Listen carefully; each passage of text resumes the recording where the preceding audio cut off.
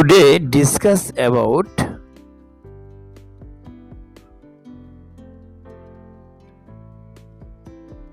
how to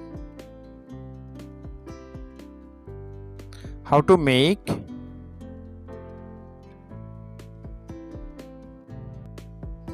ring machines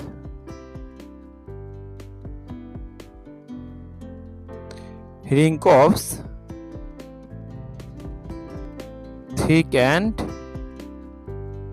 thin অর্থাৎ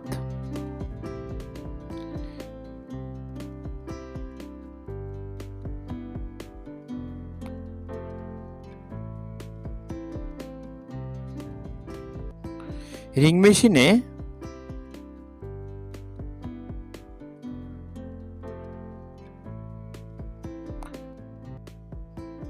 ring cups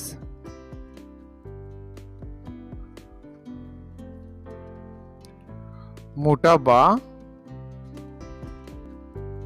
চিকন কিভাবে করা যায়।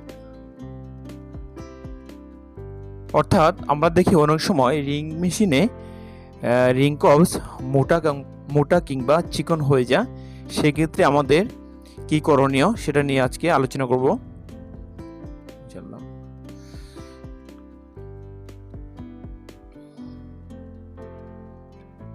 তো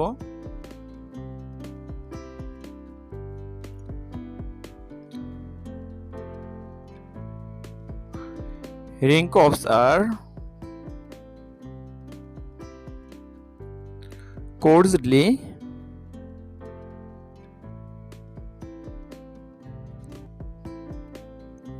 ground with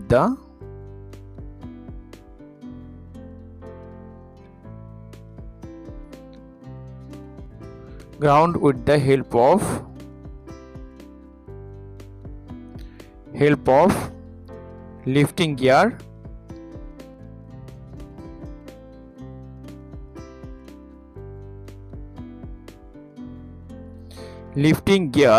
and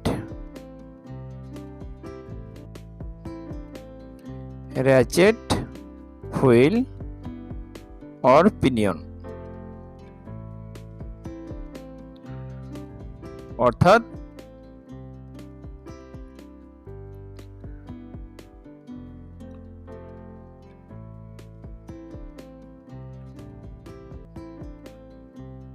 ring cups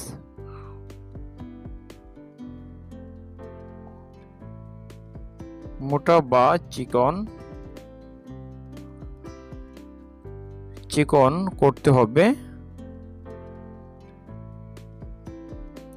করতে হবে লিফটিং গিয়ার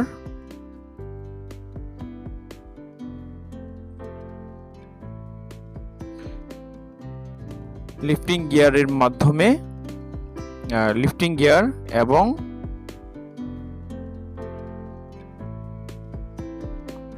র্যাচেট হুইল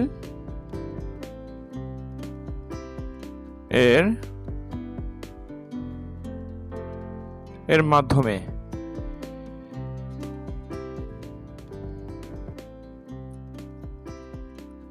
তো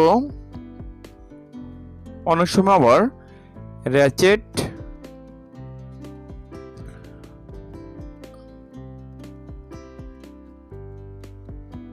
যে কাটা আছে সেই কাটা যদি আপনার মিস করে তবে কাপস নষ্ট হওয়ার সম্ভাবনা থাকে, স্পয়েল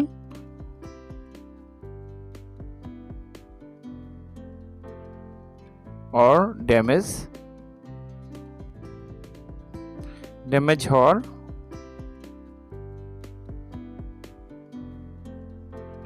সম্ভাবনা থাকে।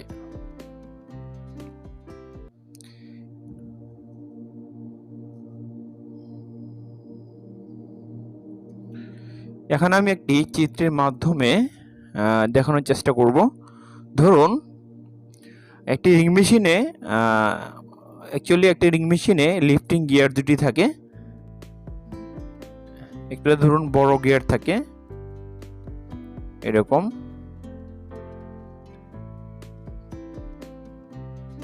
ঠিক আছে। তো এটার সাইজ হচ্ছে ধরুন 63, আর পাশে আরেকটা থাকে, সেটা হচ্ছে ছোট, এর চেয়ে ছোট।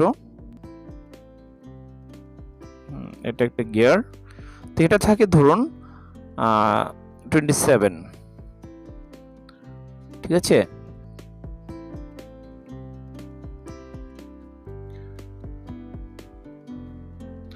তো এটা এখানে আরেকটি ব্যাপার, সেটা হচ্ছে লিফটিং গিয়ারের মাধ্যমে, লিফটিং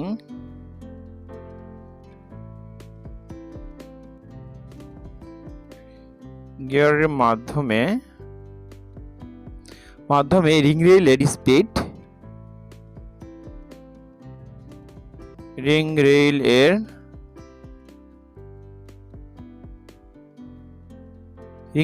স্পিড বাড়ানো বা কমানো হয়।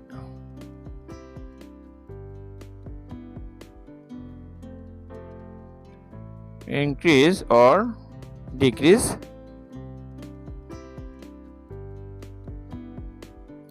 বাড়ানো বা কমানো হয়। তো যদি আপনার এই গিয়ার 27 আছে, তো এটা আমরা যদি বাড়িয়ে দেই 27 থেকে 30 করি, হ্যাঁ, তাহলে কিন্তু কপস কি হবে, কপস চিকন হবে, অর্থাৎ থিন। তাহলে কপস থিন অর্থাৎ চিকন হবে, তো যদি আমরা এখানে 64 আছে, তো এটা যদি আমরা কমিয়ে দেই 60 করি, ঠিক আছে, তাহলে কি হবে, কপস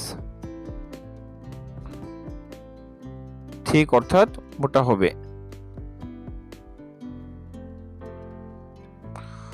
অর্থাৎ ধরুন কপস সাইজ যদি চিকন হয়ে যায়, সেক্ষেত্রে আপনার মোটা করতে হলে তাহলে এটা আপনার সাইজটা কমিয়ে দিতে হবে। আর যদি আপনার মোটা হয়ে যায়, তাহলে এটা গিয়ার সাইজটা বাড়িয়ে দিতে হবে, ঠিক আছে।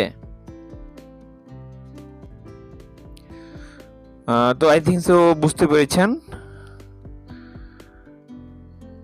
ওকে, আজকে এ পর্যন্তই। পরবর্তীতে নতুন একটি ভিডিও নিয়ে আসবে ইনশাল্লাহ। ততক্ষণ ভালো থাকবেন। আল্লাহ হাফেজ।